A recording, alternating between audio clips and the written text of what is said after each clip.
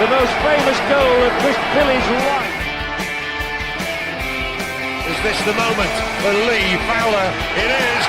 Take your place in Division 2, Huddersfield Town. Ruby and Steve Simonson's boots now. He's missed. Steve Simonson clears the frame of the goal and collapses in a heap of tears. Huddersfield Town are promoted. Skipper Schindler has a chance to write his name in Huddersfield Town legend.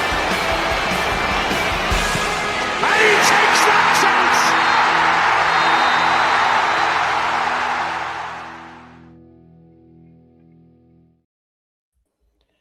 Evening everyone and welcome to episode 101 of Huddersfield Town Social, part of the Andy Takes That Chance network. The lads are back to try and dissect another dismally disappointing defeat on the road, this time going 3-2 down at the hands of Cardiff City.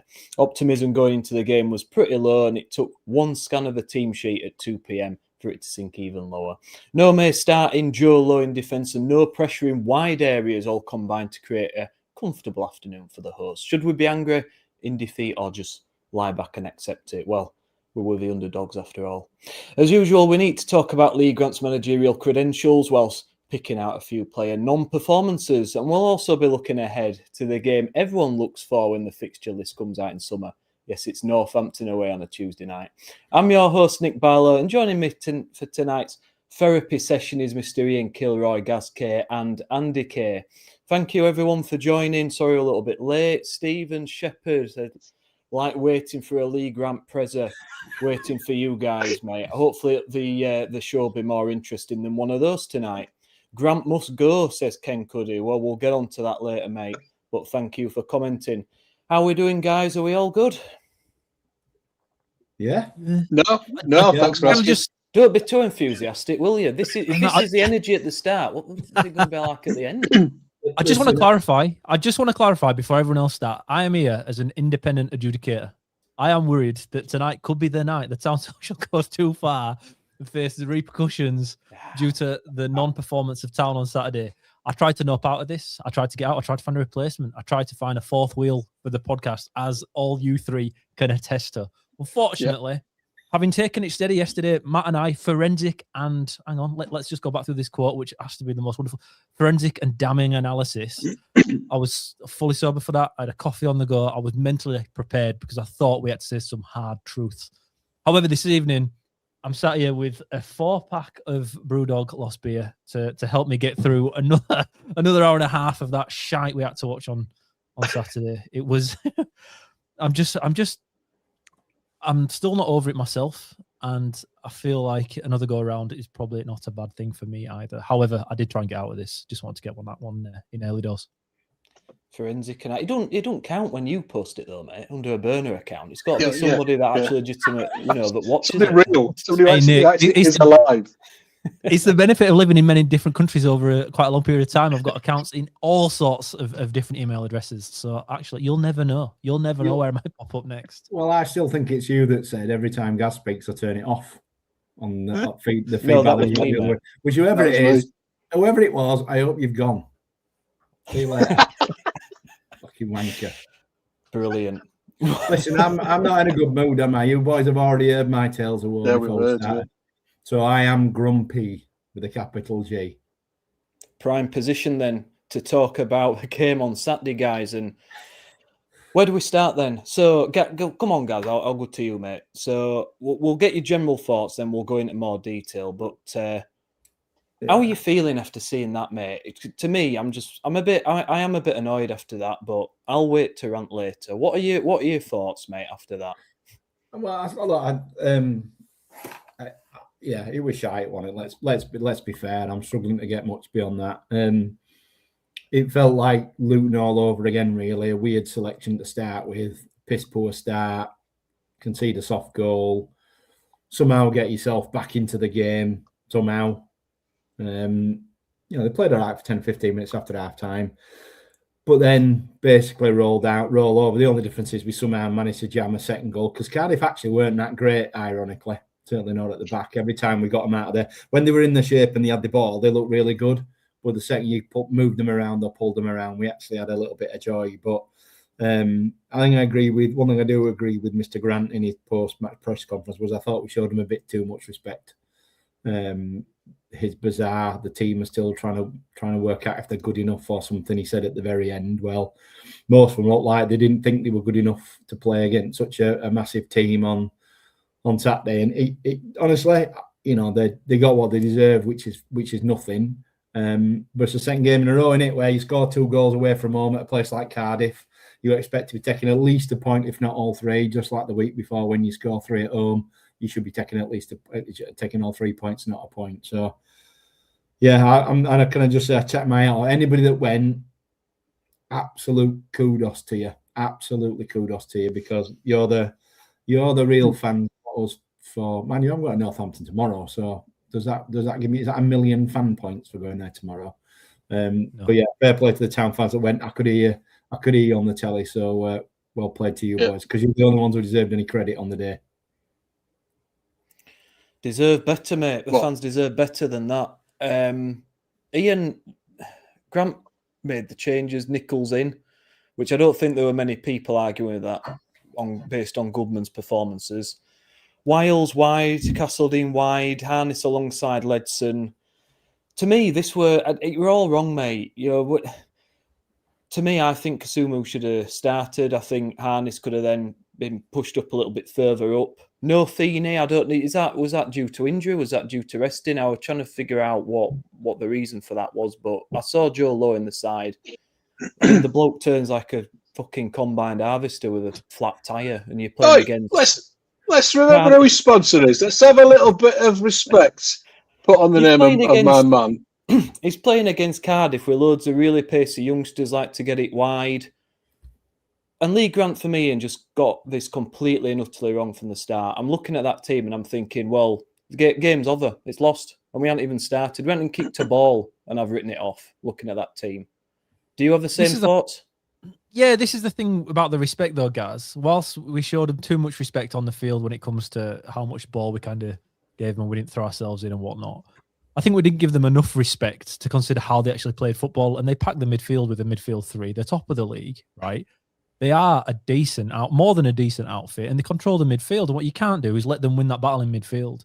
But we didn't show them enough respect in that regard to try and counter what they do. And as soon as you saw that team selection, Matt and I went through it in depth in the drive-in, why playing this narrow system without any width would go wrong for us and go wrong for us quickly.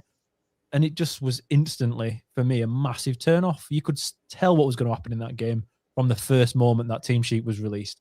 And I actually don't think the scoreline in any shape or form represents how the game went. And I genuinely believe Cardiff knew they won that game in 2 minutes. I think the players on that pitch for both teams knew there was a huge mismatch and it was always going to be in Cardiff's favour. It's somewhat of a miracle we ended up losing only by 1 goal and by halftime that we were still in it.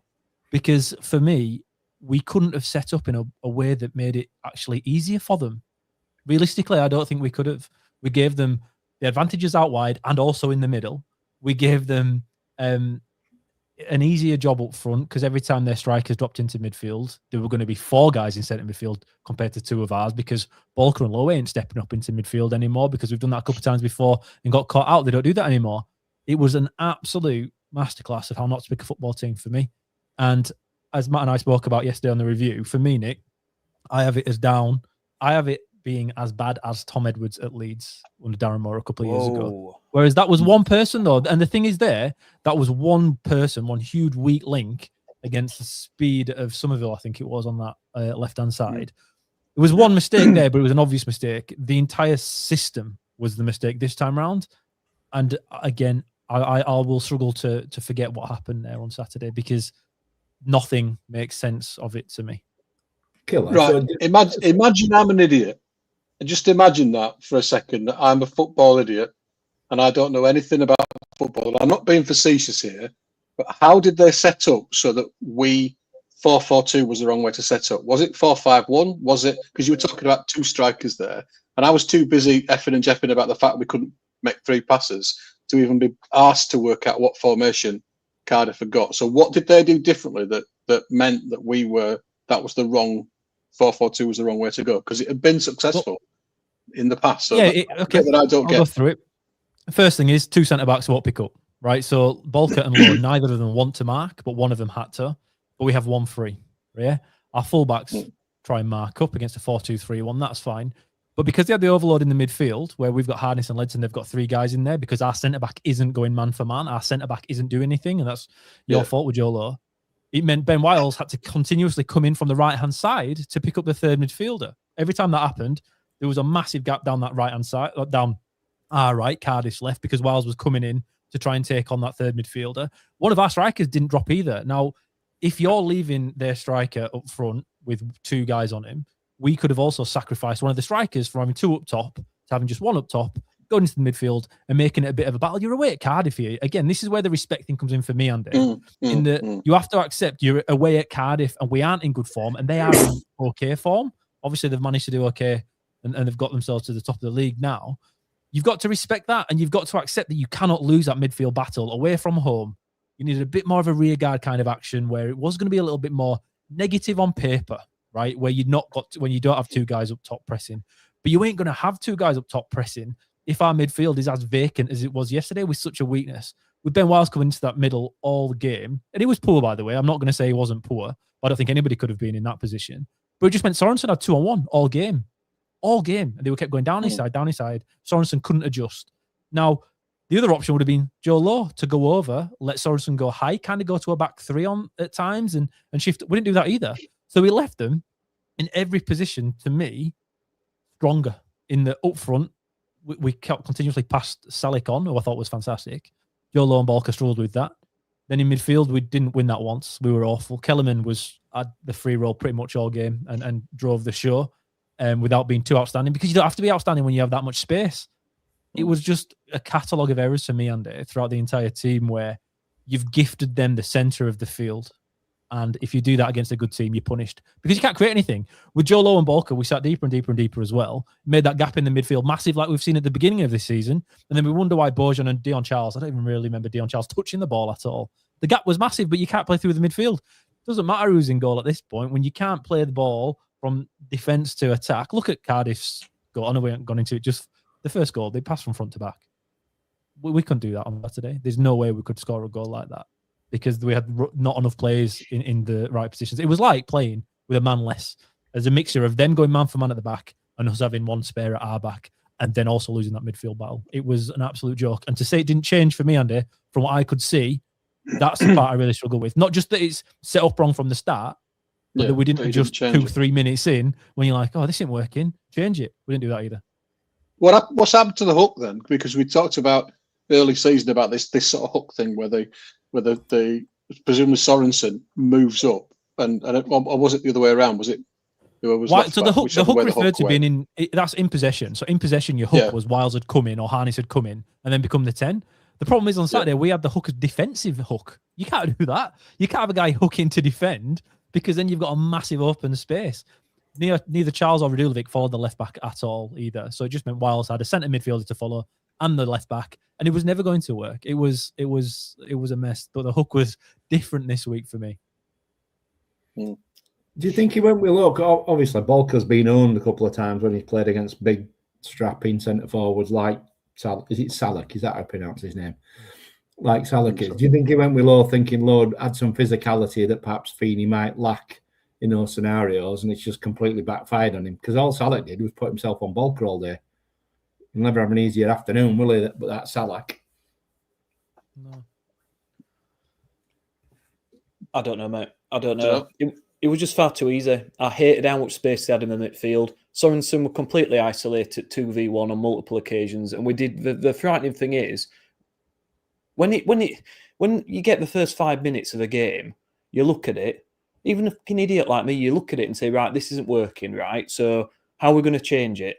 But with Lee Grant, it's just left. It's left and it's left and it's left. Even though it's blatantly obvious that it's not working and that they were having so much joy down that left-hand side. I mean, they nearly scored. We'll talk about the first goal in a sec, but they had a pretty much identical situation later on in the half and playing exactly the same way down that left-hand side. Sorensen, 2v1, it's whipped in. And it's only by some miracle, I think he did he give a foul on Bolker, I think, at the end or something, that he doesn't score. Nearly scored that. We're not learning. Lee Grant constantly talks about we're learning lessons and the group needs to learn that. We're not learning shit. We're not learning anything in game. He's not adapting. He's not changing anything. And we're all seeing as a collective that this is not working. So why are you not changing it? Why are you not adapting to the situation? And that's what's really frustrated me about watching that game, that we never looked in that game. And the scoreline to me completely flattered us. I think Cardiff could have been 2-3 goals ahead by half time, to be honest with you. And yeah, we had a couple of chances and we do score a fair amount of goals. But if we're conceding goals left, right and centre like that, it was so easy for them. It was so easy for them to play through us. We're going nowhere this season. First goal, Andy, right. Pathetic goal, really. Only Charles goes up pressing the keeper. It's a simple ball into midfield. Bloke's in acres of space, puts it wide left. And then, as I said, Sorensen, it's a 1v2. Wiles kind of jogging back, not really getting involved. Low in no man's land when cross comes in. What the hell Ruskin's doing? I've no idea. It's just a simple step back from Salek and Ruskin just doesn't go with him. And then just heads it in and we're 6 minutes in. That's all it took. And Andy, we seem to have to pull off worldies or work so hard to score goals, and yet you see the opposition just carving us open like that. It's very, very frustrating, isn't it? Well, I think the frustrating thing before was it 6 minutes they scored is that I think somebody's put in comments, Yorkshireman, the first goal, I don't think we ever touched the ball. That's the thing for me. We just couldn't get hold of the bloody ball. And wherever they were, they just seemed to do a simple thing of they'd pass and they'd move. Whereas we'd make 2 passes and lose the ball. So for the first, no matter how badly set up we were, I don't know whether that's contributed to it or not, but we just didn't seem able to make any sort of pass or any sort of movement.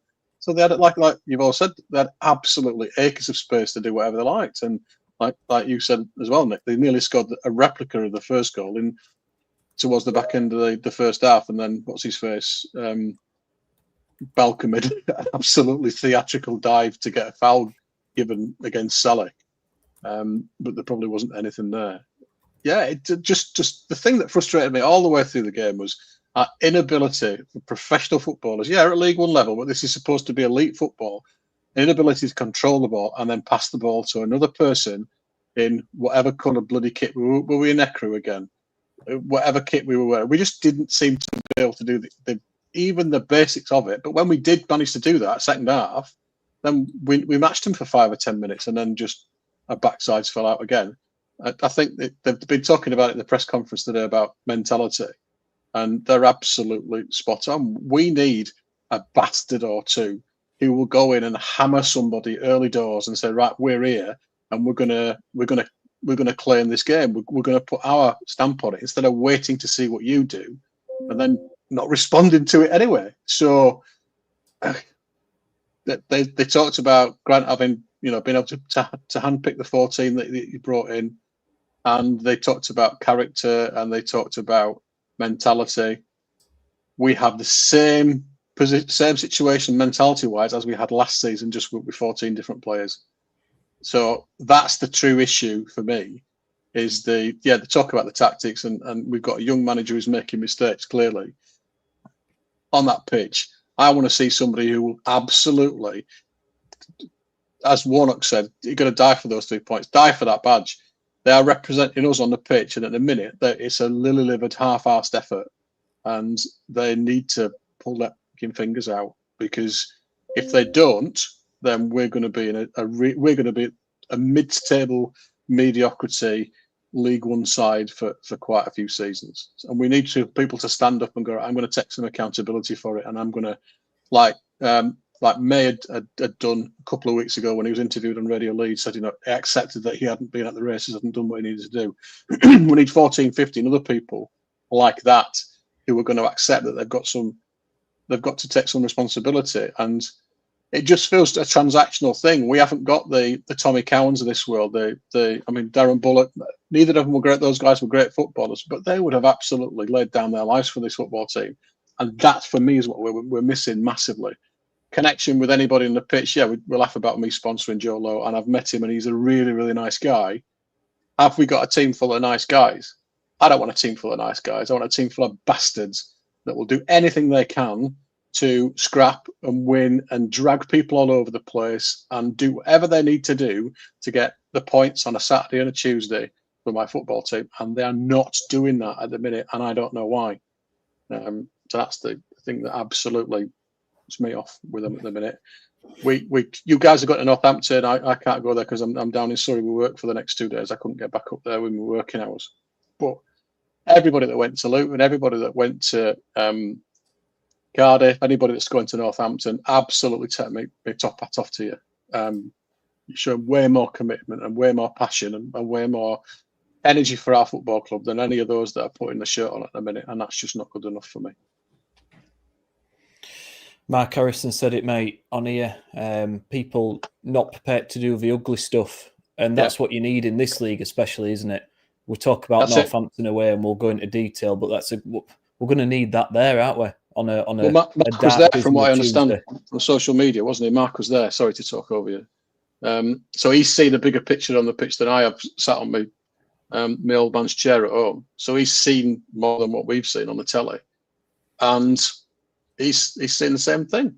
So it's obvious to people in the ground and outside the ground now. And I just want somebody to woof somebody and get the crowd up by making a fantastic, committed, hard tackle that says, I'm going to do what I can to win the ball for my football team, for the club that I've got the honour of representing.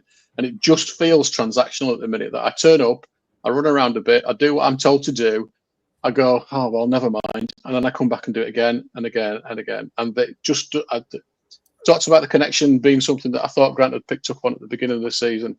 It's not there. Sorry, I'm going on one here.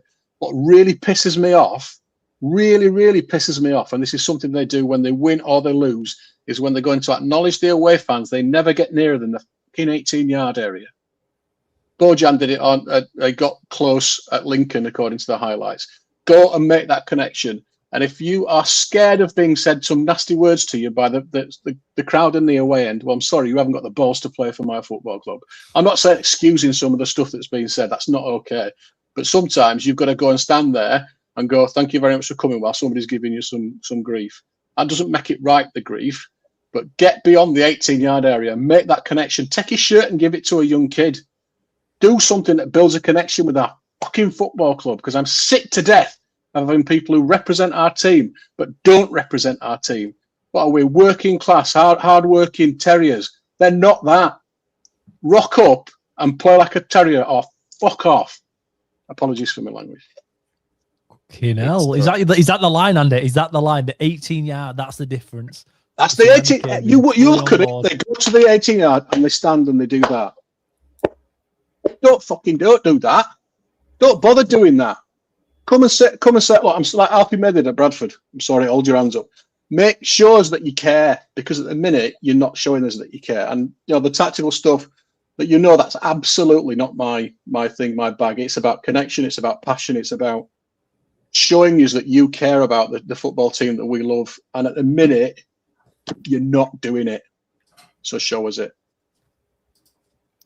Isn't it ironic that this is a season where we talked about the Northern football, and exactly what you're describing there, Andy? That's what we want to see as Northern. I mean, what a load of bollocks, but what we as Northern football fans want to see is a team we can get behind, who we can relate to, someone who, players who are going to get stuck in, fight for the shirt, have that connection with the fans. That's when we're at its best, when back to the days of Wagner and those type of players, and there were that real close connection, and you could see him giving everything. And yeah, all right, he didn't always get results, but he's still someone, people you could get behind. We haven't had a team like that with players that we could relate to and really 100% get behind for a long time. It all feels a bit distant, a bit, I dare say corporate, but all a bit, I don't know, not Huddersfield-like, these teams at the moment. And it's a bit depressing, isn't it? We've loads of comments, guys, and thank you very much. We'll read them out. Grant, we're Swan League. Grant's got a nasty side. Apparently, he cancelled the Snakes and Ladders tournament on the bus home. Yeah. So I can't see Lee Grant really throw in any hairdryers or anything like that somehow. But look, back to the game. We had a chance. Bojan, we talk about him coming over to the fan. He nearly scored again, didn't he? Gaz got all excited. He had a corner whipped in, and he's back. He's reverted to type. He had our two best chances in the first half. Somehow sliced it wider and was done his own 6 yards out. And then the one where Charles won the ball back and pulled it back to him, and he couldn't even get a clean strike. Hit him on his heel, and therefore hit the defender and bounced away. But other than that, he did. Him and Charles were absolutely shite on Saturday. Normal to presume with them too. Yeah. I just think that first half, I think we had 1 or 2 decent chances, but Cardiff were all over us. Like I say, I think personally it could have been 2 or 3, and I wouldn't have been surprised. But second half, come out reasonable with a bit of a response. Obviously, Grant's had a few words with them. I don't know what's said, but we had a bit of a go, and we get a corner. Ledson's shot deflects out for a corner, and Castledine just smashes it. A lot of luck with the deflection. You know, he has a lot of help with it, but good connection, good strike, good goal. And if I was Castledine, I'd be getting a bit annoyed because a lot of these great goals I'm scoring aren't really counting for much. But nice to see him get on the score sheet again, and probably our best player, isn't he? Let's be honest, he's the most productive certainly in the squad. So nice to see him score again, wasn't it? A cracking finish, wasn't it? That's already a trademark. When he doesn't come back, because he ain't going to come back next year, is he? There's no way he's going to be at our club next season. There's something special about him. I think he turns off defensively. I don't think he's the finish article there. But I don't think he needs to be, because I think he should be the 10. I think in a 4-2-3-1, him as a central 10 is kind of where he'll play going forward, wherever he ends up. But again, some players just have that ability to make moments in games, even if not much else is going on for him. He doesn't miss much, does he? There's not many chances he gets like that where he whiffs it and has a total miss at it. He's really clinical comparatively to anybody else that tries to take these on. He's something special. Like you said, Nick, he's going to be in pretty much every goal he scored this year is going to be goal of the season candidate, and most of them are in defeats, which is never a good thing, is it? But he's just that breath of fresh air, and I was just really happy that we took him more or less straight off. Then not long after it, when we needed another goal to get straight back into it, because what you don't need when you're chasing the game is players like Leo Castledine, apparently. That can change a game with one piece of skill, or that has to be a minutes management type of thing, hasn't it? That has to be. There can be no other reason for that. That doesn't make it the right thing to do. But like Mark's just put into Mark Harrison again, just put into the comments. My worry is that will he be here after January? In terms of how he's performing for us, then he's been outstanding. Will Chelsea look at him and go, actually, could we try and test him at championship level with somebody else? But I guess he's getting the time that he'd want. He's got 18 months left on his contract, hasn't he? You'd hope that we get promoted and we can go in for him and go, right, actually, we'll have you back, mate, and we'll buy you. But that's the ideal world. But I am concerned that Chelsea might go. He's not. He's obviously overperforming in that team, and let's see if we can challenge him somewhere else. The other thing I like about him, sorry guys, the other thing I like about him is that when he does score, he's fucking passionate. He is passionate. He shows you don't have to be a 6'2" bruiser. You can be a little shit like Joe Taylor. We know he will be like that if he ever does hit form, right? I think he's a guy that has an attitude problem when things aren't going well. But when things are going well, you want people like him in your team, right? I think he resonates with fans pretty well, to be honest, Andy, most of the time. But with Castledine, when he scored against Dons, he celebrated then against his own team. That's what you want. That's exactly what you want. And again, of this northern football nonsense, which I hope we can kind of move past pretty sharpish. It's going to have to win it if we're not winning anytime soon. He's that guy. So it's not just about the type of football that you play. It's not just about being a hoofer or a clogger or whatnot. It's about that passion you bring and that it matters to you. And I think with Castledine as well, you can see that. And to be honest, boys, it's quite rare, I think, for a young lad to come in on loan and to show that. I'm trying to think quickly now how many other lads have come in and done that. And I can't think of too many. Leon Knight did. Levi Colwell did. Yeah, that's fair. Yeah. But Leon Knight years and years ago did it as well when he came in, and I thought he was, apart from at the end of the season where it went south because he was an idiot. Again, that was good there, but it's just a rare thing to see with him. But he's a class above, I think, anybody else that we've got. I think he's a brilliant player. Yeah, but I don't think he's going to go anywhere in the January window. I think he's with us for the season. But I really like him. I can see what Chelsea see in him. Will he get another contract and play in the Premier League with Chelsea? I'm not sure he's at that level, but what is he, 22, 23? So he's not a teenager, is he? He's still got plenty of time to develop. But I like him. I think he brings. I'm with you, Ian. I think he just brings something that's a bit different, not just how he plays, but how he approaches the game. To be fair, though, Chabze went back and did well, didn't he? Chalobah. I don't think anyone expected him to kick on. But Chelsea, to be fair to them, they might spend millions and millions and millions on every player you've heard of and not heard of from every country in the world. But they do tend to give the young lads chances. Obviously, a little bit more sparse than other clubs, but I think he would be good enough to be given a chance next off-season, maybe.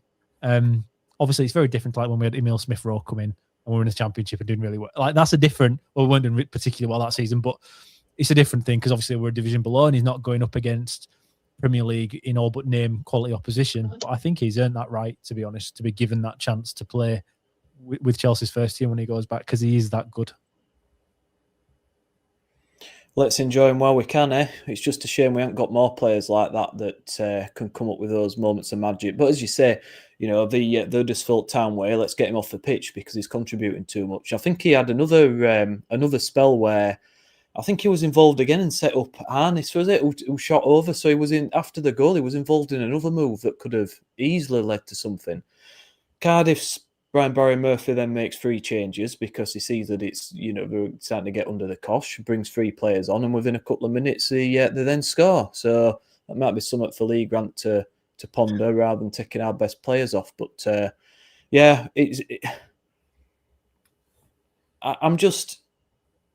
don't know. Like, every time I see these goals, I just get madder and madder. We have a spell where and to be fair, it's a decent ball. He's a bit unlucky, really. He tries to play in Bojan and it gets cut out. And it's not a bad ball. But Cardiff recycle, win the ball back. Again, there's a bloke in acres of space in that midfield.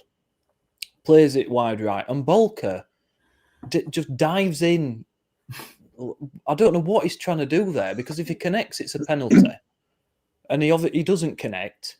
But then he's on the ground and he can't do anything. Joe Lowe might as well have been at St David's Shopping Centre in Cardiff because he were in no man's land again. Nowhere near the player. Doesn't look where Salek is at all. There's no idea where he is. Ball's played over the top and it's a simple header back at net. It's so easy for Cardiff. And it's just, I'm fed up of saying it's so easy for the opposition. It's infuriating to watch. All 5 of the back 5 were at fault. Both full-backs completely out of position. Bolker, I'm with you, Nick. What on earth was he thinking? It was like watching a Sunday league. And then when they shoot it from behind, he's actually miles away from the bloke as well. It's not even like he's close. Yeah, he's not going to get him, is he? Yeah. Weirdest tackle. And then Joe Lowe, he didn't, Nichols was at his front post and he decided that he wasn't going to even try and get across the box when the ball went past him. And then Joe Lowe was caught in no man's land and Sorensen was nowhere to be seen. I mean, but it was another front-to-back ball. They did us all afternoon with them quick front-to-back balls. It was really easy. It was really easy because the fullbacks went out wide. We didn't know where to come or go. And it left loads of space for people to just run down the inside of the fullbacks. I mean, they must have done it 20. I'm no tactics expert, but I fucking worked it out after about 10 minutes. So why Lee Grant didn't, I've still no idea. But that second goal is absolutely criminal, isn't it? Absolutely criminal. Stephen Shepherd saying the wheels falling off a Rolls Royce. It's a Rolls Royce with no engine. That's what we've got basically. It looks decent. We're getting a few good passes in, but then when push comes to shove and it's a physicality contest, which it often is in League One, unfortunately, it's found wanting, isn't it? He's though. So what you don't do is put Joe Lowe next to him, who's also as like that as it can be. I know he's a big lad, but you have to ignore the size of him and see how he plays. And the pair of them don't play as big lads. The thing with Bolker, I think what's changed is, unlike us that look at every other team and just ignore everything that they do and go about our own business, other teams look at us and go, stop Bolker, and they can't play it out from the back. So what do? They stop Bolker, they make sure he's always marked up and they funnel us down a different angle. It's really fucking easy. It's really fucking easy.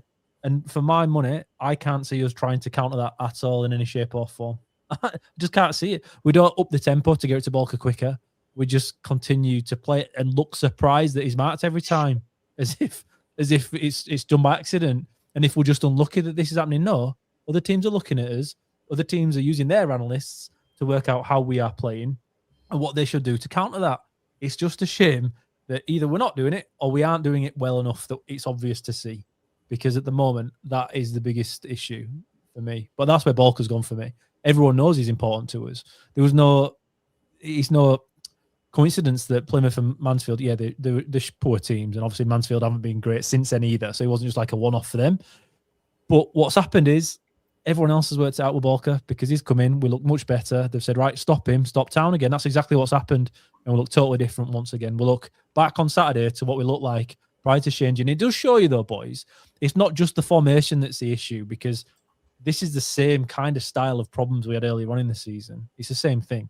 It's the way in which we're set up to play football, the way in which we're told to defend, and the marking schemes that we are given just makes it so difficult for us to play football whatsoever. That Cardiff first goal shows you exactly how you can play football in this league if you pass through it. The second goal, like you say, Nick, that defensive work from Town is embarrassing. But it's not uncommon. This is the problem I have. We've gone and brought in a new defence this summer, and it's worse than last year. I was talking to Matt about it today and a few of the lads on the Discord. In the last year with Pearson and Lees, we were statistically better as defenders. Our defence last year was stronger than what it is now. If you extrapolate out how we're doing goals per game to where we finished at the end of last season, on paper and factually, we concede more goals now than we do with Pearson and Lees. And that, I think, is the most damning thing I've heard in regards to this season so far. Yep. Yeah, it's terrifying. It's terrifying how easy it is for a side who's supposedly one of the best squads in the league that I keep hearing, but I'm not seeing any evidence of it. We are conceding goals left, right, and centre. It's terrifying. We then get a chance with Taylor. It's a post, bit unlucky, a bit of a scramble in the area, could have gone anywhere. And then third goal for Cardiff. Looks good on the face of it. It's a long ball. Salek, it a nice little back flick header to their player, Davis. But how much space is he in? You've got Sorensen kind of trying to close it out, low backing off, players backing off. Come on, have a go, lad. Why don't you? Yeah, let's roll that fucking red carpet for you. Just walk up here to edge up box and just curl it in corner. So he says, thank you very much. Nice early Christmas present. 3-1, game's dead. What? Why do we do it? Ian, why do we back off? Do you know what? The thing in this one that gets me better than everything else, all the rest of the fucking game, we're getting done 2-for-1 downside, right? And here's me saying, Joe Lowe should go over and help him. Joe Lowe does go over to help him, and he makes it even fucking worse because he don't bother, does he? It just shows him inside Sorensen. Joe Lowe stood so far off him. Again, Matt and I went over it yesterday, in that Joe Lowe's job there is to block that shot, right? Okay, you mark it, but if he cuts in, you have to go and close it down. But he done what Joe Lowe tends to do in these situations is he stands still and jumps. But you've got to close the shot. The closer you get to the ball, the more effective the block is. But time and time again, we don't do it. We're just making stupid decisions. How Sorensen cut him in on the inside. For me, there's just elements of that where the players have given a fuck a little bit at times. I'm not saying they're not going to be at it again against Northampton. Football, 90 minutes is long, and most games are won and lost in the last 15 minutes. That's because everyone's so fit, everybody's so at it. The difference in abilities between the best players in League One and the worst isn't normally that much. Consistency is the issue. But once you get into the 75th, 80th minute, that's when games are won and lost, right? And for me, in these moments, Town just always seem to lose them. We don't look like we're mentally at it. That goal, though, Kilo, that Lowe goes with Salek, doesn't challenge for the header. The ball drops, and that lad spent all afternoon wanting to come inside on his right foot. Yeah. Sorensen doesn't even attempt to show him outside. And that's a bit I can't get me right. So no matter how physically tired it is, no matter what's going on, this ain't fucking rocket. He should have been made to walk home after fucking showing that bloke inside there. And then, as you say, he shows him inside, don't bother tracking him, Lowe don't bother closing him. And listen, it's a brilliant finish. You have to say, it's an absolutely lovely finish by the guy. But as you said, he was written a love letter. Go ahead, kid. But Sorensen, I mean, what are you thinking? The guy spent all afternoon trying to come inside. And what he shows him inside, that's the bit I can't get my head around. But that's a bit I don't think you can blame Grant on. Sorensen doing that's a stupid individual error.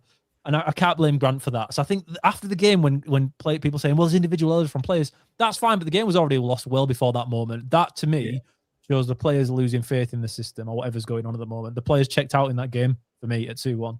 I know we got back into it, but we didn't really deserve to get that goal, really, did we? We kind of just we're at double deflection. I know I've nicked your agenda point here, Nick, going into the Town's consolation goal at the end. But I'm pretty sure it took 2 deflections off Cardiff lads trying to clear it and just bounced back to Joe Taylor to put it in. It was just fucking shocking. But this is where our players are at the moment, guys. Like you say, how you can do the job okay all game and really struggle 2v1. And then when it is 2v2, just let him cut inside. Just go on there. Go on, mate. Have a go. Have a fucking go. Oh, it was just sickening. It was sickening, wasn't it? That. But like I mentioned, I checked out at half-time. What happened in the second half, I really didn't give a fuck for, because what we saw in the first half wasn't good enough. And it was so poor that no matter what happened in that second half, it wouldn't justify the first half, because when you are wanting to go for top 2, as Kevin Nagle spoke about pre-season, automatics was the aim. You can't have 45 minutes. And I reckon, what is it, every third game we have a really shocking first 45 minutes, and that's just me guessing. But we've had some awful 45 minutes against teams at the top of the division, against teams at the bottom of the division. There's not really much relevance. But when we are set up so poorly, time and time and time again, you can't expect to be in contention come May. You just can't be. And at the moment, it's not happening less. It's happening the same amount of times, but it's becoming more worrying every time it happens for me. And that game on Saturday just epitomised it. That goal was like Ash's goal against Plymouth. Exactly like that goal against Plymouth. And Plymouth are a mess. Completely checked out.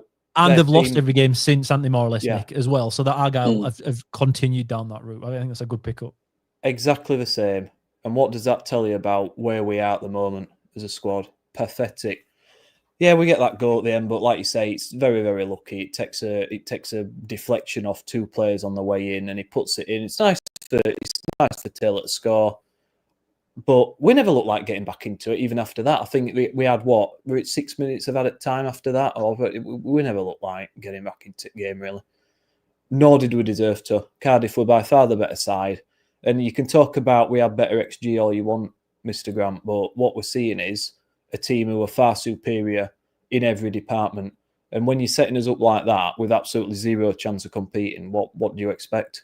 So, was there any players that come out of that, guys, with any credit there? I mean, Lee Nichols didn't really have any chance, did he, with the goals? I think he deserved to start, didn't he? I genuinely couldn't pick out anyone that played well in that game. I don't know how you could pick anyone out who played well in that game at all. Castledine probably for in spells, but he wasn't that great in the first half. So, well, as soon as he started getting good, we took him off. No, that's it. But I'm a big believer that when that's the issue, when you can't pick out one player that's had a good game, again, it's a setup that's a problem, not the players. I think when the team's 10 out of 11 doing really well and someone's had a shocker, then you can kind of blame the individual, right? But when it's like it is on Saturday, it's not 11 players haven't played bad because of odd and off day. They've odd and off day because they weren't given the tools to success. That sounds quite grantish, doesn't it? Look at me coming out with a corporate language, Andy. Tools for success. I'm just slightly correct syntax there, but tools for success. Well, you can fuck off. Yeah, there we go. Nice one, Andy.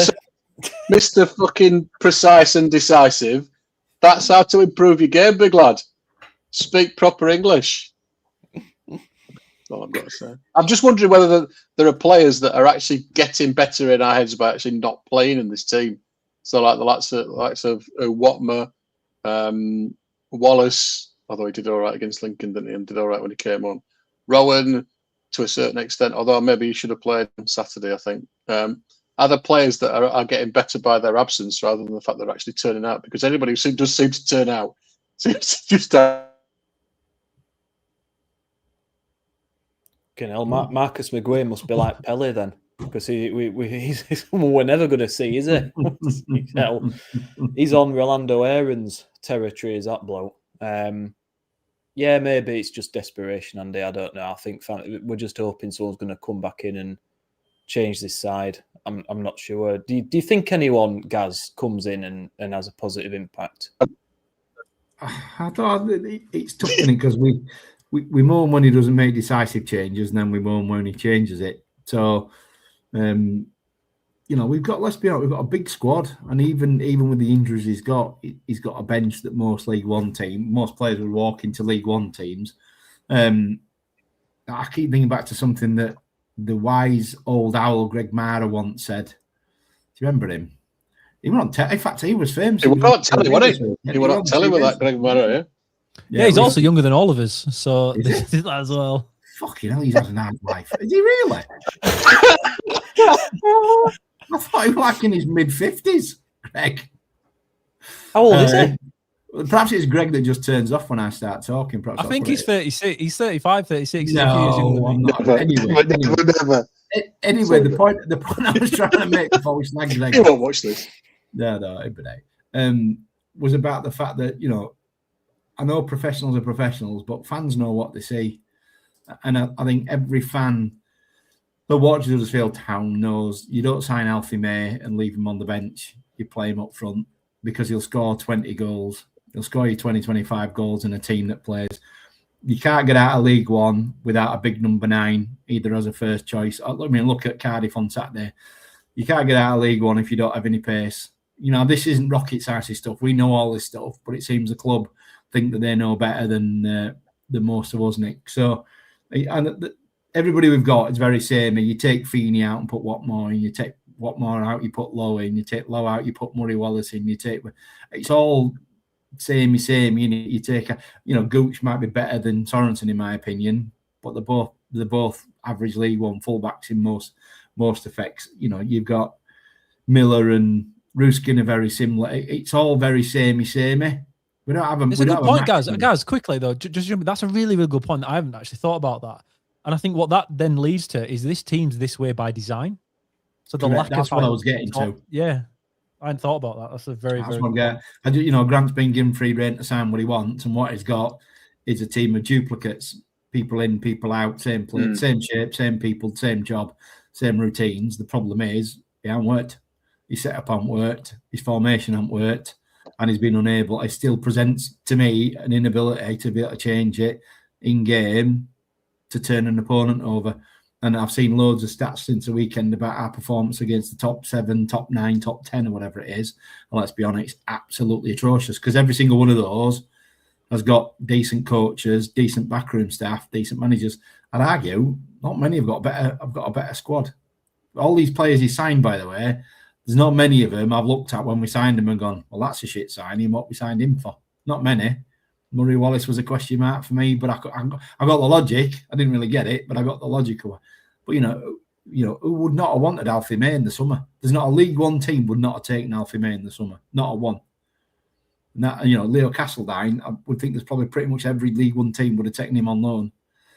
So, yeah, I think that's the frustration. If we bring somebody else in, it's just like for like. That's the problem with top 10, though, when you are playing other teams in the top 10, because there is a gap in League One, regardless of what the table says at the moment. The top 10 clubs are clubs genuinely. Of course, you've got people that overperform at the time, but you can go through them. I'll even include Bradford in that, but you've got ourselves, Cardiff, Plymouth might be struggling at the moment, but financially, top 10.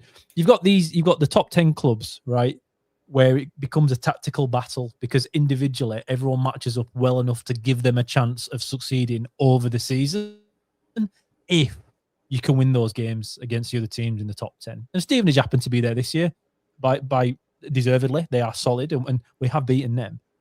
But everybody else, every time it becomes that little bit tacticalness being the difference between winning and losing, we're found wanting every single time without fail. That is the biggest issue. And like you say, guys, though, having pointed out the duality in the players that we've got and the way they play. Do you like that word, Andy? Was that okay? Am I okay with that one? Tacticalness. I'm just looking it up now. That's not even a word. So I'm looking now for this. Where this fella said it was a duality with a double entendre. But anyway, we'll go with it, Andy. It's fine, mate.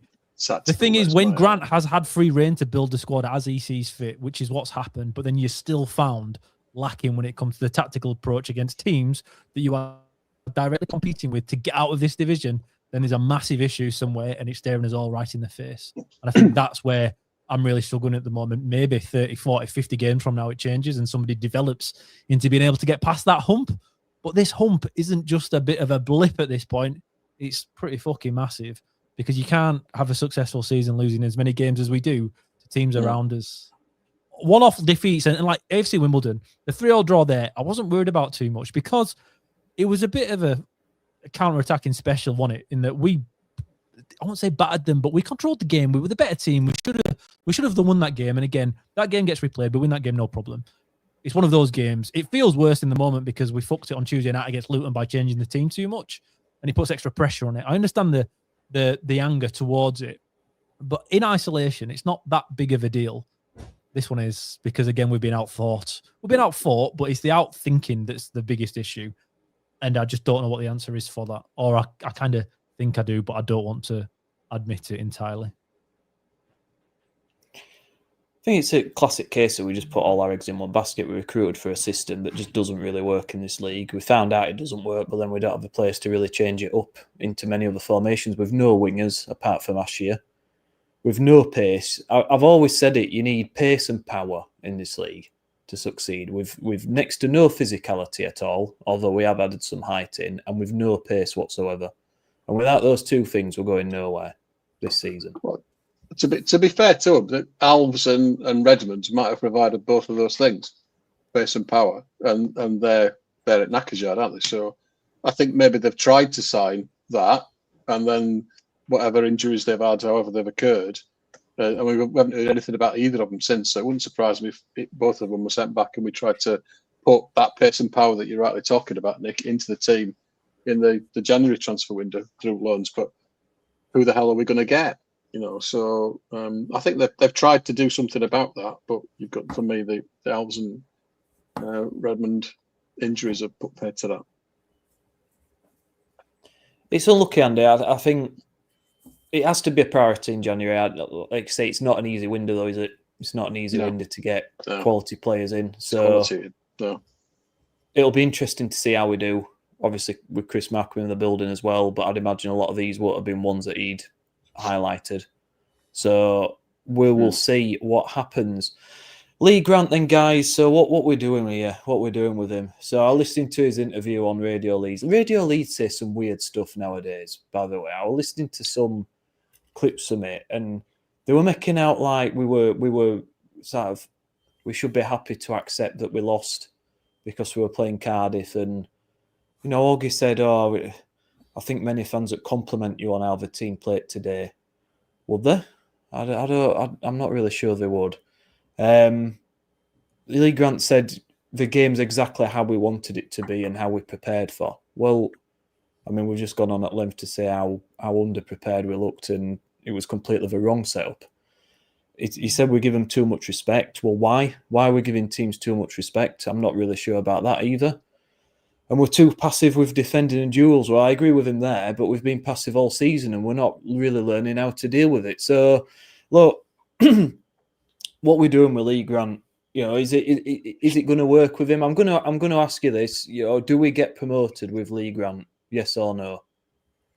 I think we get in the playoffs. I think the squad's good enough to get us into the top six. I honestly, I think it will. But we're so, as Andy's pointed out earlier, I won't repeat his diatribe, but as Andy pointed out, our mental fragility will likely haunt us in the playoffs, even if we manage to somehow get through the semis. The chance of us getting to Wembley when are next and on. So I don't think we'll get promoted. I think we'll hit the playoffs. I mean, if the question is, should we be sacking him? I'm really 50-50 with it. I think I was right behind him, really. I thought you got to give the guy a chance. He is learning and new team and all of that. I think the first turning point for me was the Bolton at home game. That was when I really started to worry. This bloke hasn't got it.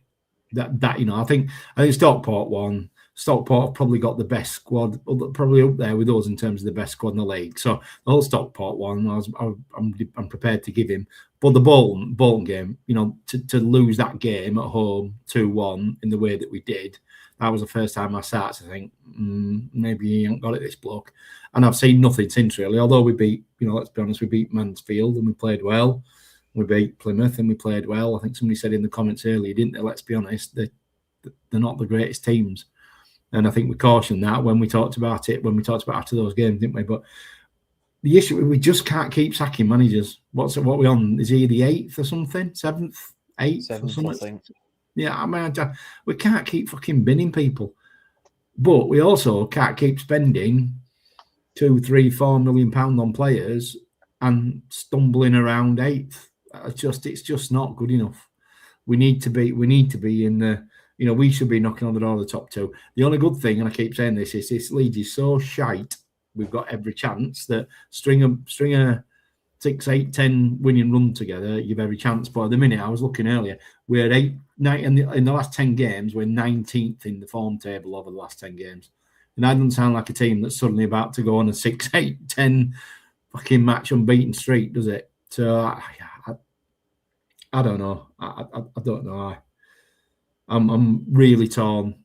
But he's fast running out of time with me. If we go to Northampton, I've still got nightmares about Northampton last year. We got absolutely fucking pummeled there last year. Yeah, we did, yeah. If we get pummeled again, then that'll be it for me. I think if we don't go there and win or find a way to win, I'm not even bothered about a good performance.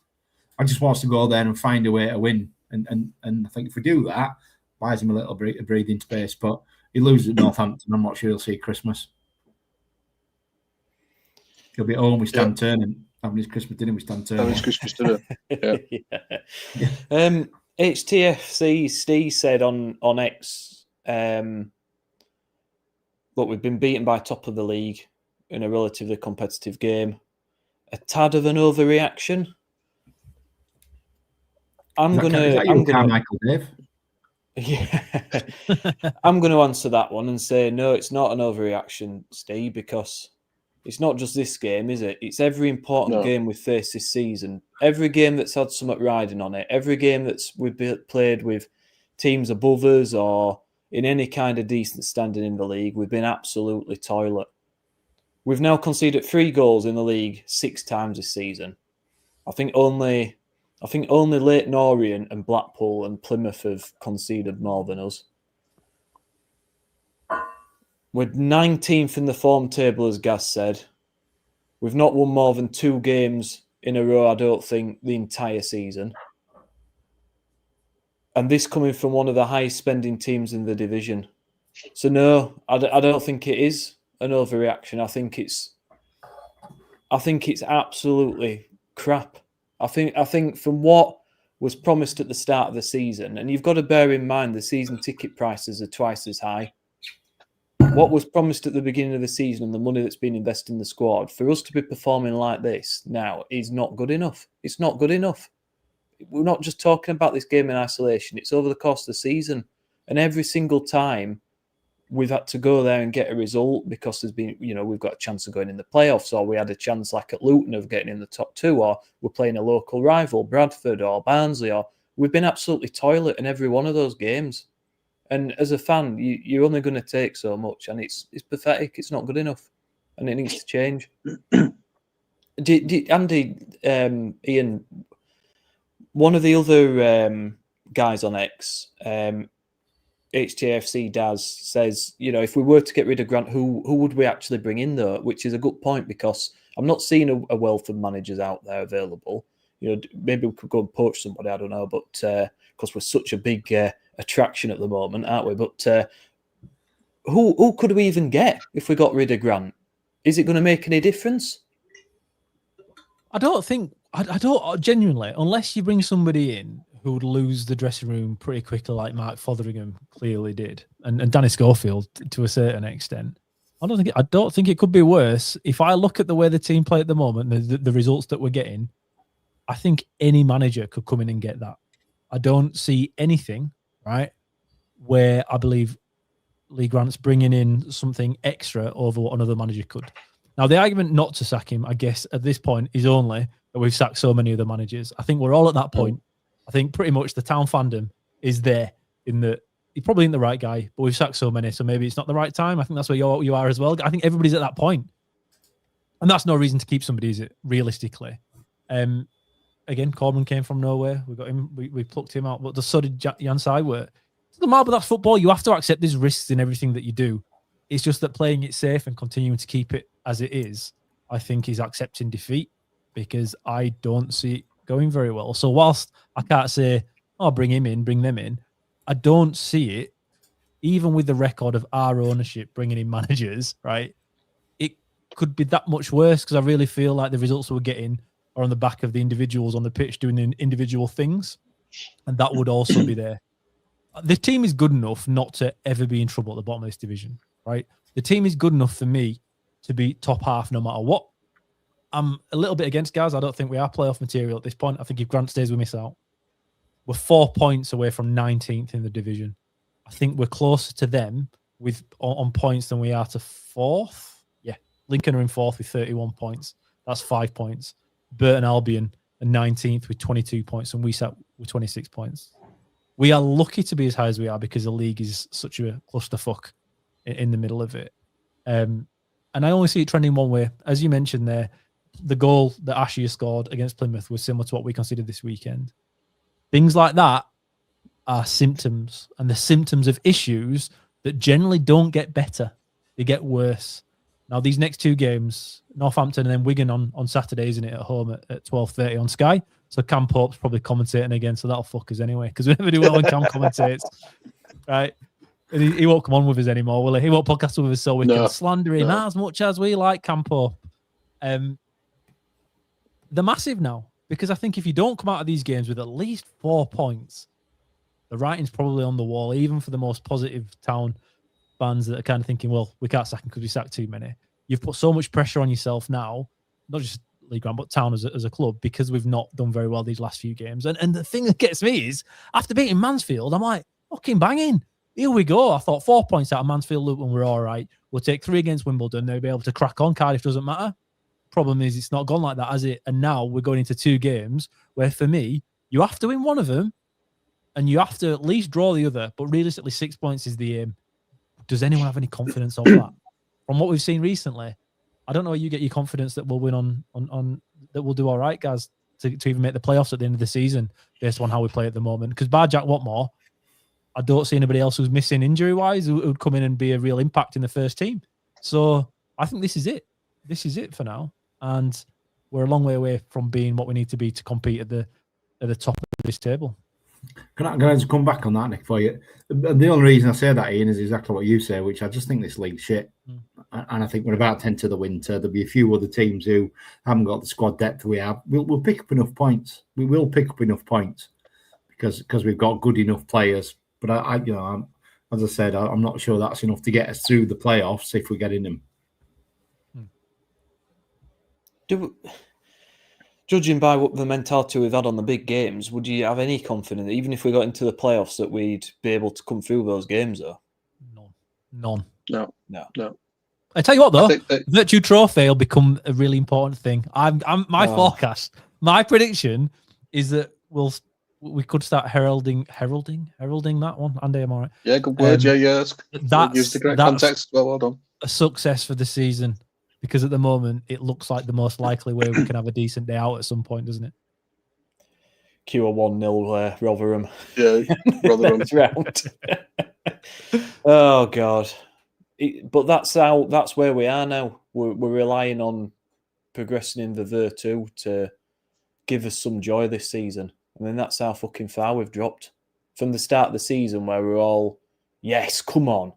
We're going to take it to them this season. This is going to be great. We've got these nice, shiny new players. We've got a new mentality now. We've got rid of all that from last season. We're going to go for it. To now scraping it, saying, let's hope we get through in the Virtu just to give us some shred of dignity back this season. Oh, Christ.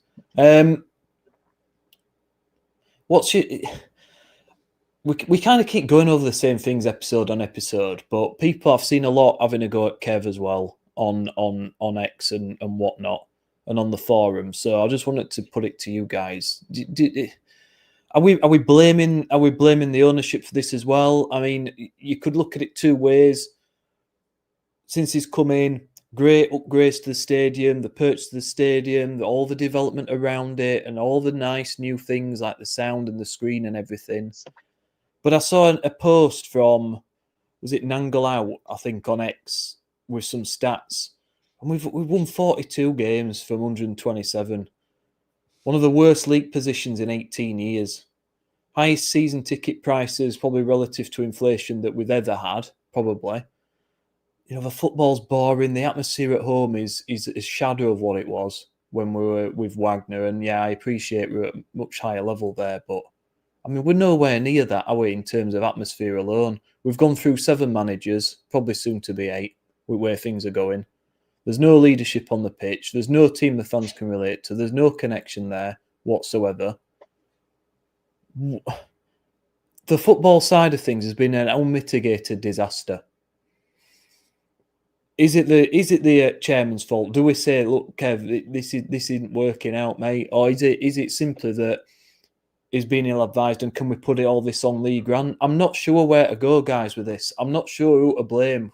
Or is it just a full collective failure across the board? Well, who's making the appointments? That's the thing that I'm not sure about. Particularly Grant, who made that appointment, we don't know. We're presuming it was Nagel, and there probably will have been other people in the club that were involved in that decision. But whether Kev's been the person responsible for hiring and firing those 55,000 managers that we've had over the time of his, if that is the case, then you've got to say there's a fair amount of responsibility. I'm not happy with the word blame, but have responsibility for where we are that lies at his door. But you can't just have that in isolation.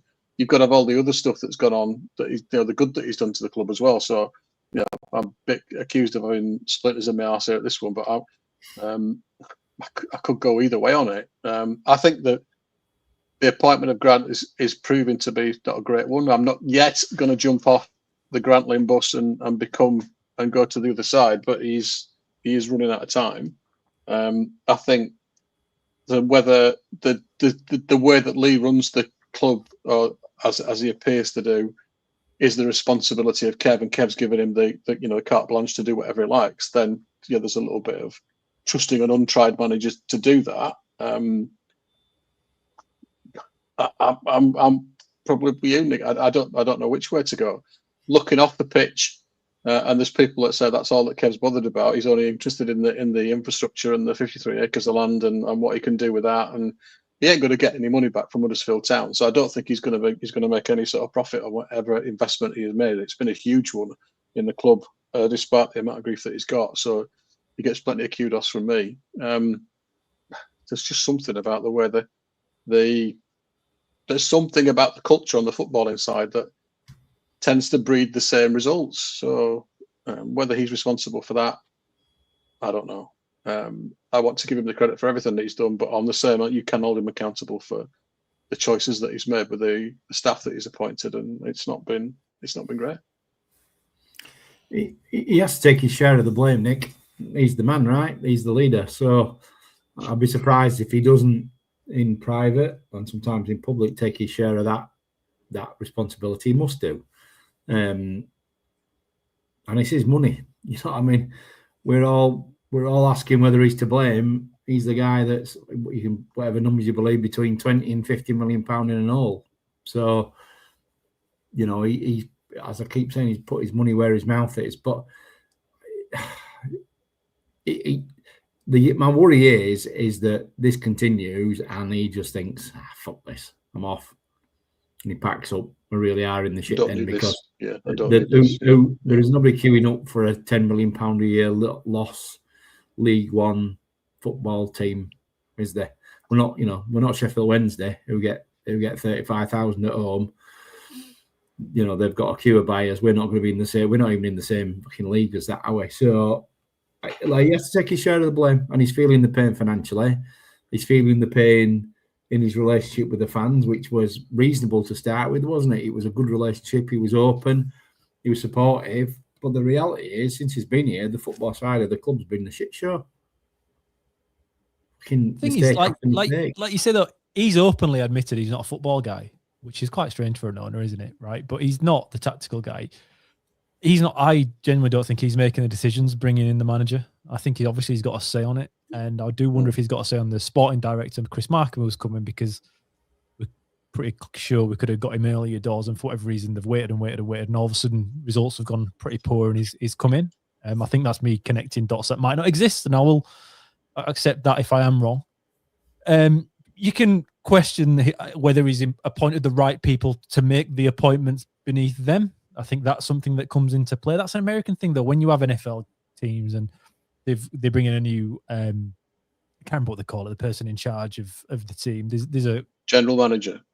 General manager, yeah. There's a few. They have different terms for it, but that's one of them. Then they bring in a head coach, and under that, an offensive coach and a defensive coach. So they kind of have layers to it, and they give the bottom guy one chance, he goes, and then another chance, and then you get rid of the person above that, and then they get 3 more goes before he's removed, and then you work your way up. And I think that's kind of where we're at the moment. In that, there's definitely some sort of issue somewhere. If Grant doesn't work out and he's removed, I think the issue then becomes it's obviously people picking the managers that's the issue. And can they be changed? And Mark Cartwright obviously did pay the price for something either of that or because of the players not being the right guys coming in. I don't know. Kevin Nagel, best case scenario, works out for us really, really well because obviously he's spending money. The stadium does look great. And town fans kind of like him. They might not like everybody associated with him, which I'm guessing where we're going to go in a second down this route, Nick, which I might have to be careful on myself. But Kevin himself comes across pretty well when he speaks.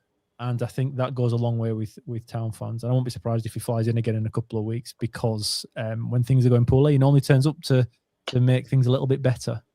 I just hope it works out for him because, like you say, Gaz, we might think we're a massive club, but massive clubs are always relative, right?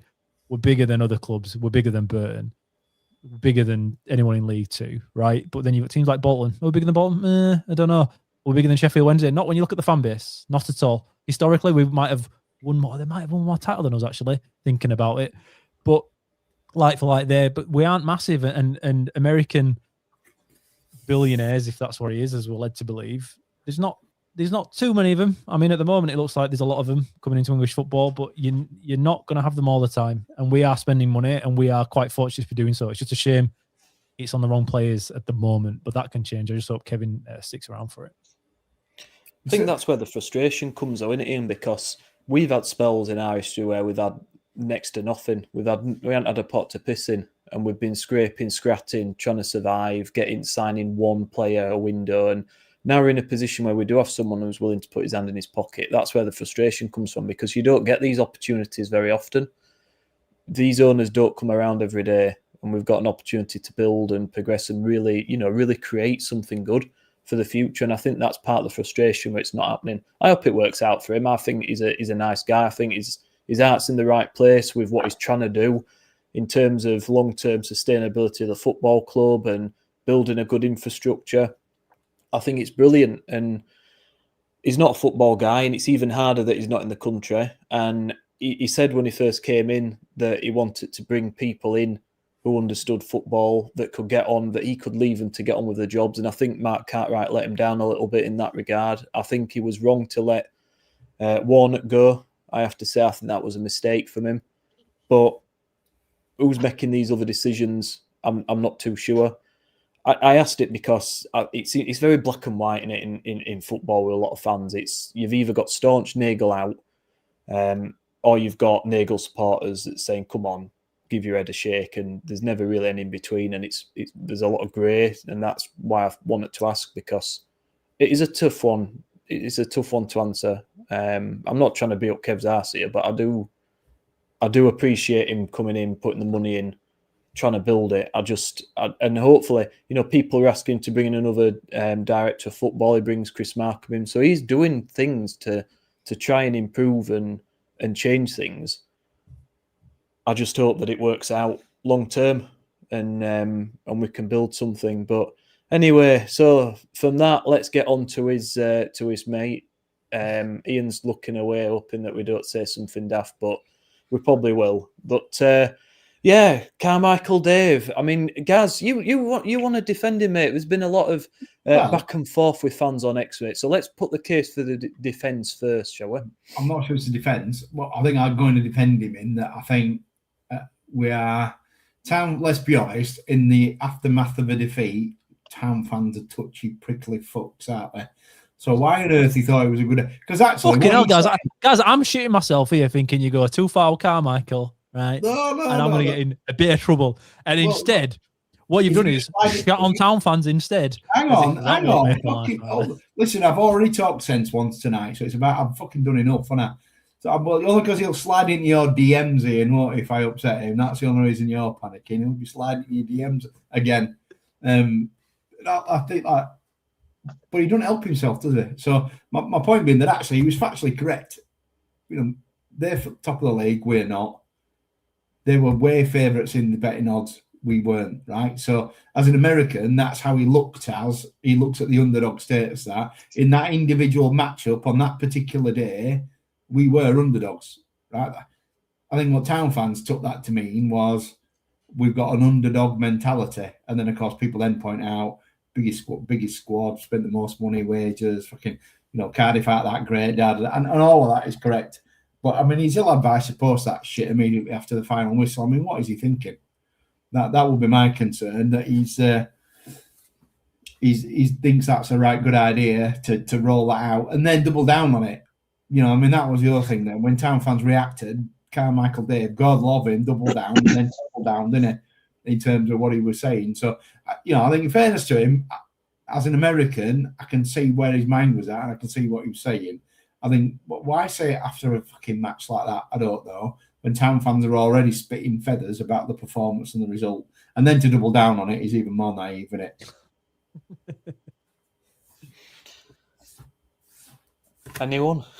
It's a culture clash, isn't it? I'm going in. I'm ready. No, I'm ready. I just let Andy go first. It's a culture clash for me. And it's a misunderstanding of the intent of the tweet, which I presume was intended to go, let's draw a line under it and move on. But as you say, the audience that he's directed it to is not the audience that's going to go, let's think logically and calmly about this, having just been absolutely hammered at Cardiff. That's not going to happen. So to do it, I understand what he was trying to do. Whether he should have done it at that point in time, it's ill-advised. I mean, I've seen some of the stuff that he gets called all sorts of names, doesn't he? And you've got to ask yourself, why do you feel the need to do that? That doesn't make any sense.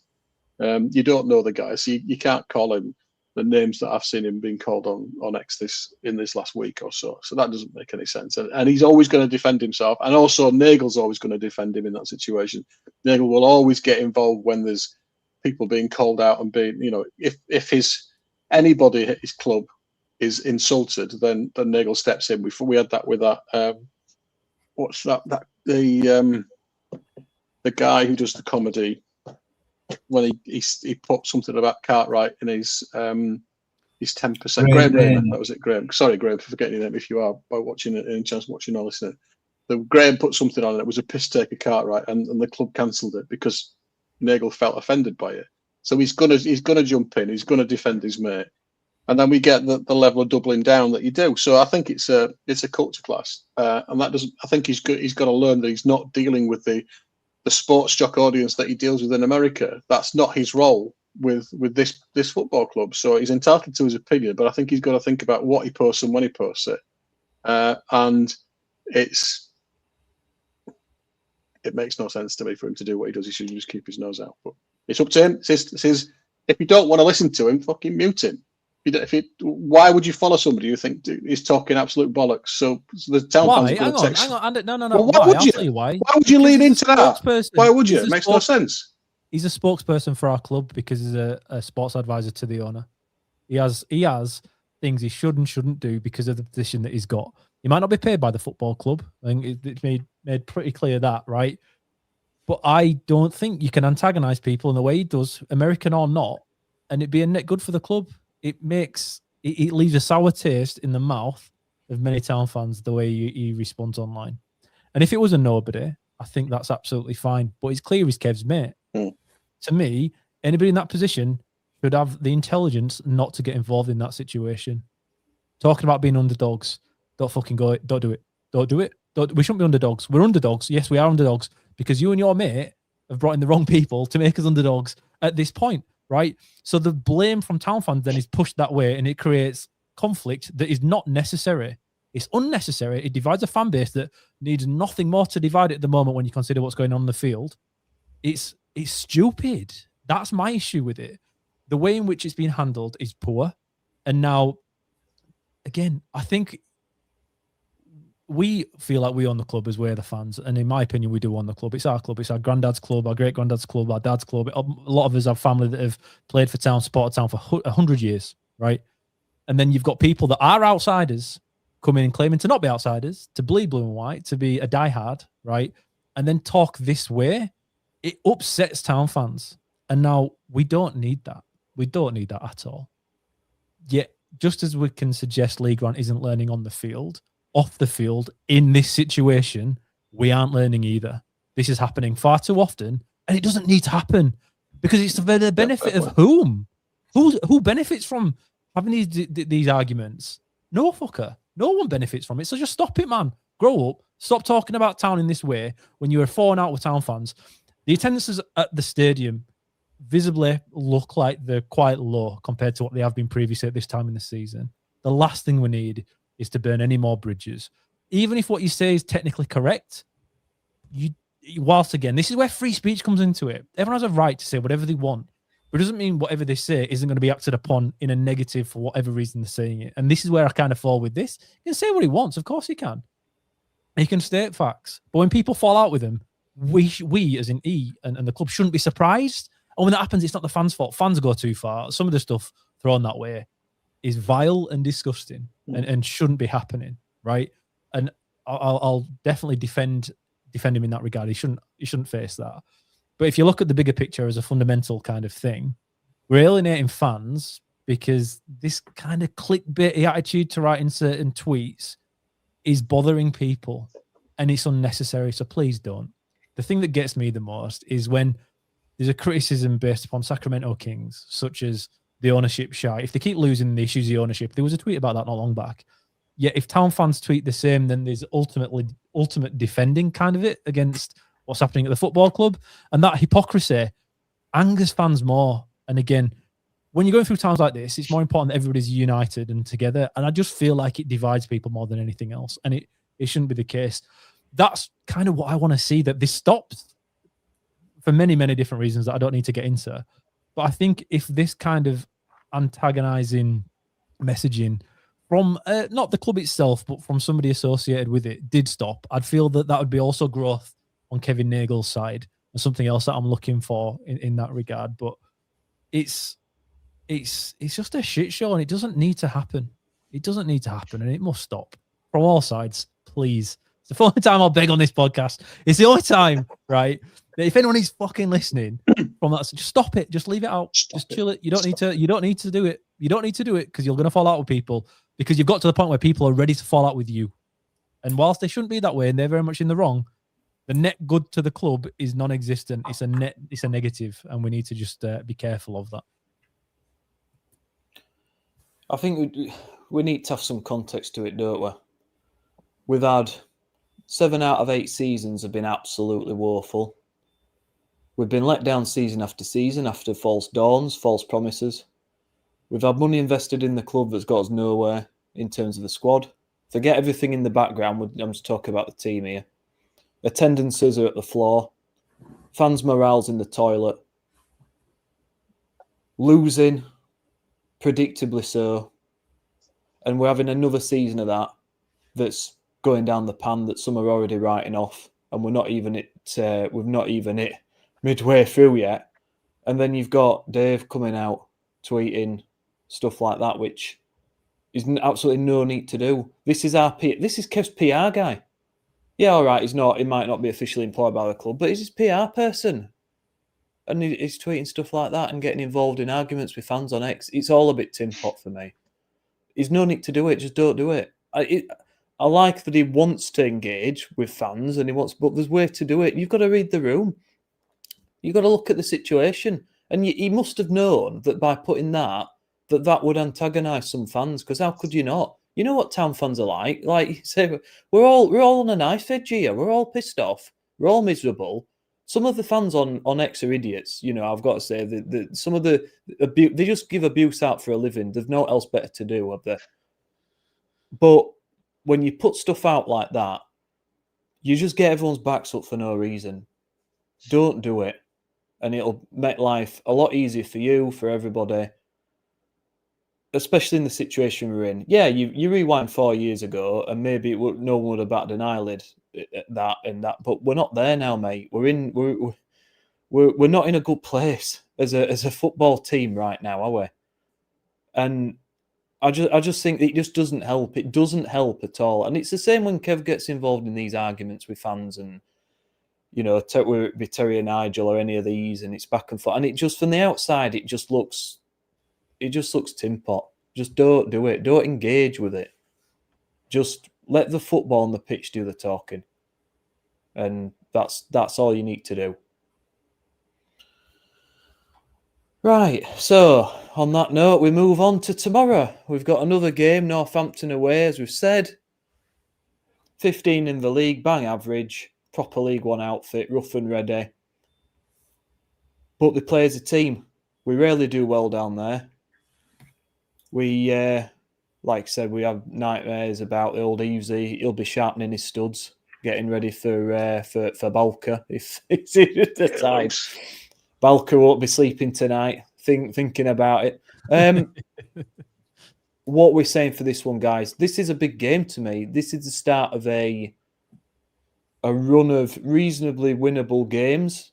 And realistically, if we are getting in those playoffs, forget top two, that's gone. But if we're getting in playoffs, we need to be winning quite a few of these games, don't we? So are we going to approach this, Ian? You know, what would you make any changes for this?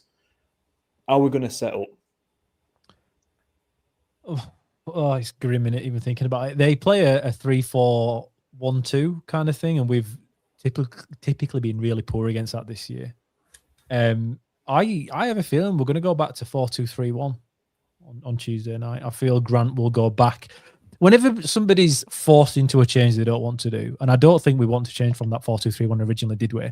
As soon as something doesn't work, you pull it and you go back to what you did originally and said, well, I tried it and it didn't work, so I'll go back to what I know. And I feel like that's close. If it isn't tomorrow, it's going to be Saturday against Wigan. I don't know, Nick. This is one of my issues with Lee Grant is I can't understand the decision-making behind his decisions so often, other than when you step back and look at it and think, I actually think he's trying to keep everybody happy in the squad, and that's why Feeney drops out of the squad entirely and Wallace is on the bench. I feel like we are managing people's feelings quite a lot, not just the football side of it, but like being happy to be part of the group, as he talks about. So I don't actually know, Nick. I'm worrying it's going to be a 4-2-3-1 with Joe Taylor up top on his own. I've got a little feeling, a little sneaky feeling that might happen. Joe Taylor will get the start, I'm pretty sure, because he scored again. And he does reward players that score goals. So I think he's going to be in before Alfie May is, even though for me, Alfie May would have to start. The only other option is a 4-2-3-1 with Alfie May starting behind Joe Taylor. Wiles will be taken out entirely. Castledine will start on the left-hand side. Ledson's out in here. Wiles might get that start in there, to be honest, which probably is not a bad shout. I think Wiles and Harness could be quite decent in the centre midfield. But if you've listened to the preview show today, we've got a few players I'm feeling that aren't fancying it. We've got a few illnesses knocking about. Grant says he came into the building and there were a few illnesses and struggling to make the game on Tuesday. So no, some players do not fancy a cold and windy night in Northampton. Like you say, Matt's mate, Chris Chadwick, I think, Chadders, he was the guy that got sliced open by a sponsorship board a few years ago, a couple of decades ago, down at Northampton on a Tuesday night. Pretty similar to what we might have tomorrow night. So I told Matt to give Chadders a text and get him down there in case we need him. Because I just don't feel like it's going to go well for us. Northampton are going to be organised. They're going to be tough. They're going to be everything we don't like playing against. And at this point, I don't see us winning this game because of it. But what team Lee Grant will go with, Nick? Not a clue. I genuinely don't have a clue because we were so bad on Saturday. I think you could justify, if you believed it wasn't your problem and there was a player that didn't perform, I think you could justify changing any single player on that team. So I wouldn't have a clue what will happen on tomorrow night. Not a clue. Well, if it goes like last year, I'll be praying for Harding to come down and chop me in half, and I'll give it all like last year. It was honestly, last year was dreadful. I'm still mad about it now, and I think I'm with you, Killer. They'll do like they did last year. They sort of play a 3-4, sort of a 3-4-3 in it, and then they play off Eves, the front three. They play in and around Eves. I mean, as you said, Balker must still be having nightmare. Balker wouldn't surprise me if he's one of those that suddenly doesn't play tomorrow night, that isn't in the squad at all tomorrow, suddenly feeling a bit ill. They pack midfield, and then they've got three big lads at the back. So, it's going to be. I was looking at the weather earlier. It's going to be cold. It's probably going to be raining. It's just everything, as you rightly say, Keller. We just don't like. But we've got, we have to. I agree with Shep, by the way. I don't think Wales will play with harness. I think it'll be cast. It'll be Kasumu and harness in there. And I think I'm with you. It wouldn't surprise me if we went 4-2-3-1 again. And Bojan and Charles will be out. I thought they were ineffective on Saturday. So it'll give him a chance to take him back out and play with a quick man up top, which is what he wants. So yeah. I think tomorrow night, first goal is going to be vital. I mean, if we let a goal in early, it's going to be a long night. It's going to be a long night. We need to try and play away into the game, give ourselves 10 or 15 minutes and earn the right to play. Because if we do that, if we match them stride for stride and tackle for tackle, we've got better footballers. But how many people in that squad have got the appetite or the fucking cojones, as Andy says, to roll the sleeves up and get stuck in?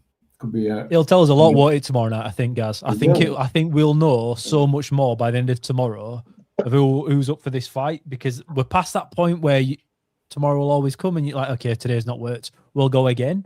I feel like tomorrow isn't that. I feel like you have to, again, if you play really well and lose 1-0, that's not the end of the world. It's not just the points you take from the game, it's what character the team can show. And going on a couple of defeats and then a defeat and a draw at home, and then going to Northampton on a windy Storm Bram. Is that tomorrow's weather? I think it's called. I think it's been a named storm whatsoever again. This is where you've got to show a bit of character, and do we have it? And I think we'll find out tomorrow. Could you mix it up and do like a 3-5-2, something like that? Try and get more in midfield. Try and compete. As if he ain't triggered enough. Well, no, I'm just thinking we've not. I'm just thinking because we're so weak in midfield, we're always short, aren't we? So I'm just thinking, do we do like a 3-5-2 and just get more bodies in there, and then we can play Radulovic and May up front for Gaz to see old Bojan up there again. Yeah, we could. Do you know what though? That wouldn't be a bad shout. That wouldn't be an awful shout. Again, I don't like back threes. I think it works though if you need to cause a little bit of chaos and just kind of force people forward rather than play nice football. I don't think 3-5-2 is ever nice football to watch, just quietly. But it can work. And with the way we are at the moment, I actually don't think that would be a bad idea, Nick. But I feel like it's so far away from what League Rank wants to do that I'd be very surprised if we did go for it. If we do, we're desperate. We're desperate. I think our fullbacks are better wing backs than they are fullbacks anyway, so it wouldn't hurt. No, I think so as well. I think it could be a good move, but again, I think that's a brave shout from the coach to make that change. And again, the only change we've seen so far is the 4-4-2, which was, in most of our opinion, forced because we couldn't score goals for a while. So I'd be surprised, but I actually think it would be a positive if we did. I think Rowan's good at left side at centre back. I mean, that's where he did some of his best work for Lincoln, but I don't know. I just think sometimes you've got to try something different. Northampton will know what to expect. If we're going Taylor up front on his own, we might as well forfeit the game because we're not going to get anything. So I don't know how you can't start May for a game like this away at Northampton. Someone that can just produce something from a goal scorer. How we can't start a player like that, I have no idea.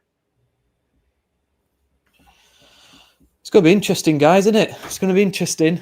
So we finish on our little on our predictions, guys. You chip in as well. Thanks for all your comments, by the way. You've been amazing tonight on a dark, dismal Monday night after a defeat. It's great that you're all contributing so much. Gaz, I'll start with you, mate. What do you reckon then? Well, because I'm going to be optimistic because I'm going. 1-0 Town. There you go. Silence. Tumbleweeds when I said that. Yeah. Ian, not so optimistic, mate, are we? We can't defend. We will concede goals. I'm going overly optimistic with a 2-2 draw. A 2-2 draw, which I think will feel like the end of the world again. Town fans going into it. I've got actually a draw tomorrow and then a draw on Saturday as well. I feel like that's quite likely. We've still only drawn 2 games all season, have we? We've not drawn many in the league, and we're definitely overdue a few. I think we have a weak underbelly and we'll concede a couple of goals, but we do have a few options up top now that can score. So I'll go 2-2 draw, Nick, with goals from Joe Taylor and Alfie May. The only team that scored more than us is Cardiff, and that's only 1 goal. So we do score goals. It's just we can't defend. Andy, 3-3 then. 3-3. Another 3 goals shipped, surely not. I don't think we'll win. It depends who turns up, doesn't it? Does the half-decent Huddersfield Town turn up, or does the one that shits its pants at any sort of stress or pressure turn up? Hopefully it's the former. If they do, I think we might get something, but I'm with Killer. I can't say anything with a draw. I can't, because you've got to remember these guys beat us twice last year, and then somebody took the piss out of them earlier on in the season. Oh yeah, I can't remember who it was. Who was it? Somebody. It was Glennon, wasn't it? It was Glennon. Glennon, wasn't it? Yeah. Yeah, when he said that Grant wasn't handling the pressure, he should have gone and managed Northampton. Going to manage Northampton Town. So yeah, so well done, Matt. There. So I think they will be remembering that. They'll certainly remember the fact they beat us twice last year, rightfully so, gleefully. And yeah, we've got some work to do. I think we've got to realise that we've got to battle to earn some points in this division, because at the minute we just think we can rock up and we're Huddersfield Town. 14 expensive players will be right. No, we won't. So I think if we get a draw, I won't be content, because I think he's then got to beat Wigan on. He's got to get at least 4 points out of these next 2 games. If he doesn't, I'm off the bus. So there you go. There's a formal declaration from me. Is it Northampton that when they win away from home, they bang the shoes on the wall of the dressing room? Is it? Yeah. We'll be prepared for shoe banging. I think we'll draw this one. I think 1-1. Ben Wiles to score, Eves to score for Northampton. I can't see us winning. We score goals. I think we'll score, but on a cold, dark Tuesday night, do we have the physicality to compete with a team like Northampton? No.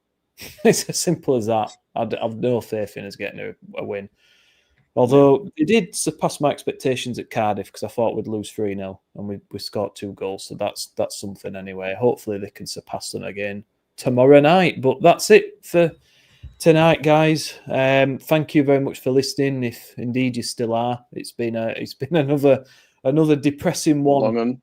It's been a long one. And look, we've got 2 games coming up. We've got Wigan as well. I mean, again, do we bother with predictions for that as well, or I don't know what. 2-1 Town. Yeah, a win, Andy. Yeah. Gaz, quickly. 1-1.